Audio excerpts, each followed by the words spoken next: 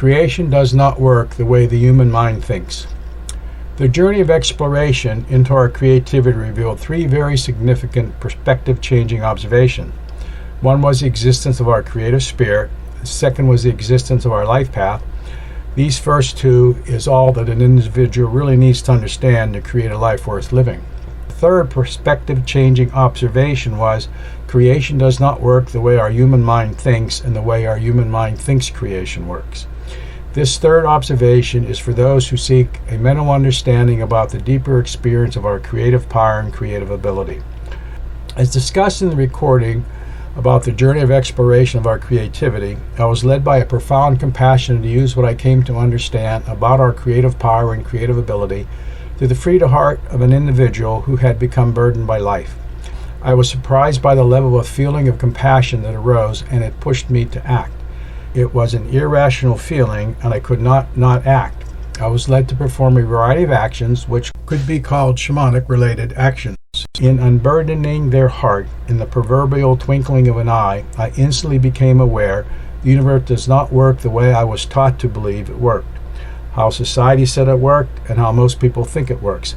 My understanding about the nature of reality was shattered.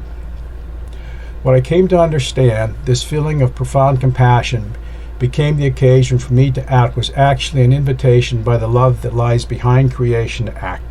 In accepting the invitation and following the intuitive guidance I received, I came to understand and experience the profound love behind creation. But this experience of love within and behind creation also came with a profound knowing that gave rise to the understanding of a variety of things about creation that has taken years to digest. What is interesting, the profoundness of the knowing was not the results of doing anything other than acting in compassion and to follow the intuitive guidance that I was given. The challenge has been to put the information within the knowing into words and physical description when much of the knowing was about the unseen and the non-physical. It can be noted here that I do know that there is a profound love that underlies creation, for I have experienced it physically, and it was not what I would have expected it to look like. But the only way I can describe it in physical terms is to nurture the true needs of a creation, which is usually quite different than what the human mind expects nurturing to be. In hindsight, what I came also to understand is creation itself showed me how to nurture the true needs of a creation by knowing what to look for in the creation unfoldment. The reason why true needs often look very different than what mind expects nurturing to be is quite simple. Much of what is in physical creation is a new and original creation, never before seen and experienced. So if what the human mind is experiencing is an unfolding physical creation, the human mind has not seen or experienced it before, since it's an original creation. Something as simple as running water forming a gully in the soft ground is an original creation, and no one will know exactly what it will look like till it forms. Did not the Grand Canyon in Arizona start with a relatively small gully somewhere? What became clear was the limitation of the human mind and seeing how creation does not work the way our human mind thinks, and the inability of the human mind to fully grasp and understand. Analogously, it was like standing on the top of a high mountain, seeing the entire valley below in complete clarity, but realizing many of the objects, features, and the like in the valley could not be described. The experience, perceptions, beliefs, and the like were inadequate. Many features were and are indescribable and paradoxical to the human mind and simply beyond the human experience. This is one of the first major issues with the human mind, is that anything that is communicated by a human being is filtered by the human mind, and as such can only be a description in physical terms and limited by the physical experience human beings have had. So one problem with the human mind is that the human mind only knows the past and cannot know what an original creation looks like, for it's never been previously experienced. This causes the human mind to face the unknown, and this gives rise to the anxiety of the unknown and the uncertainty in knowing what is unfolding. The second problem is the human mind does not see the whole picture. A simple example is you witness an individual held at gunpoint.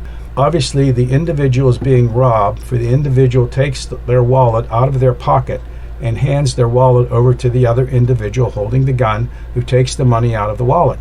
However, if you then see around the corner a director with a film crew, you realize you are witnessing the filming of a movie scene. Instantaneously, you realize your original perception and analysis of the situation was incorrect. But if you never saw the movie crew, you would always believe the individual was being robbed. This is how our mind works for every observation it makes. We draw conclusions about what we observe based on our subjective perspective of what we are observing. Normally, we never question our interpretations of our observations. So here the problem is we believe our perceptions are correct when we do not see the bigger picture of what is occurring, and we make subjective conclusions. Additionally, what became clear was the way our awareness, when within the human body, looks out into creation and perceives creation from within the human body, our human mind tends to lead our awareness to believe creation works a certain way.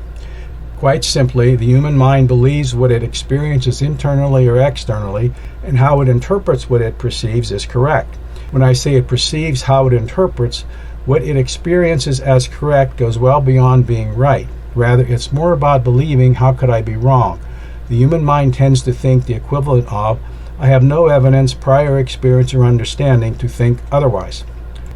The third issue is if what is experienced has not been previously experienced, the human mind will try and create what could be called a best fit understanding based upon the past experience, attachments, and expectations, and of course what it thinks and believes. Thus, the human mind will use analogies, metaphors, similes, stories, fables, allegories, personification, symbolism, and what other methods it can devise to try and understand and communicate what it has experienced. The human mind then tends to believe its best fit understanding and explanation is correct, and ends up taking its analogies, metaphors, and the like as literally correct, rather than staying in the uncertainty of the unknown of its approximations. Here again, there is also the issue that if what the human mind tries to describe is something that has elements of the unseen, any physical description will be inadequate to either describe it or explain it, including any analogies, metaphors, or the like that are used.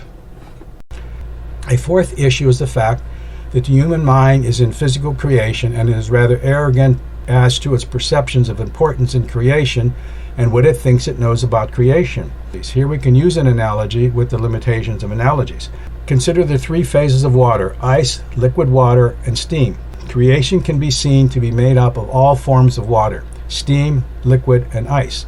In this analogy, we look at physical creation as being made up only of liquid water and is only about liquid water and the form of liquid water.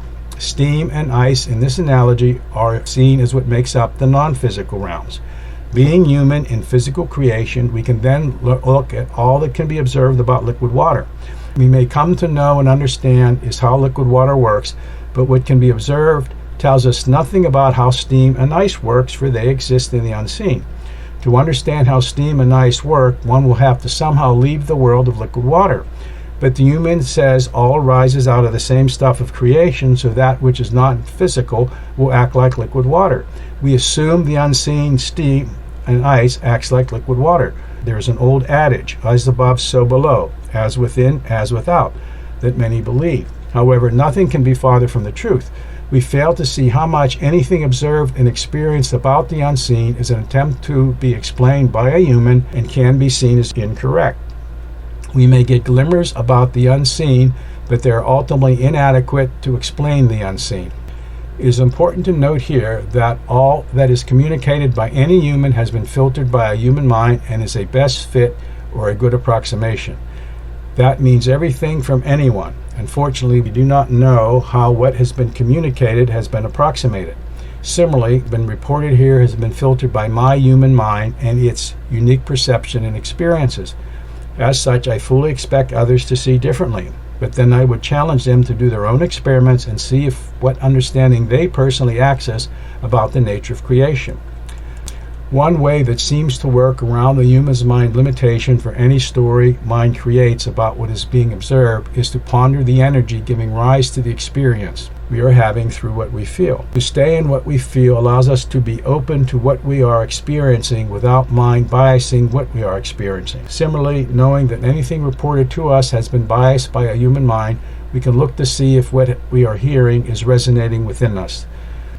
Do we feel the connection with what is being reported, or is it a hollow or even inaccurate words? There is a deep profoundness within each of us, and we know what is true for us for our own personal physical journey if we pay attention. One of the more important insights is that if one looks to explore the depth and breadth of our creativity, one does not need to go deep before one can come to see our creativity as the doorway to the unseen and ultimately a vehicle for a conversation creator to creator. We just have to become aware of the limitations of mind relative to the unseen when dealing with the unknown and not expect our human mind to properly characterize what is experienced. This is especially true when talking to the Creator.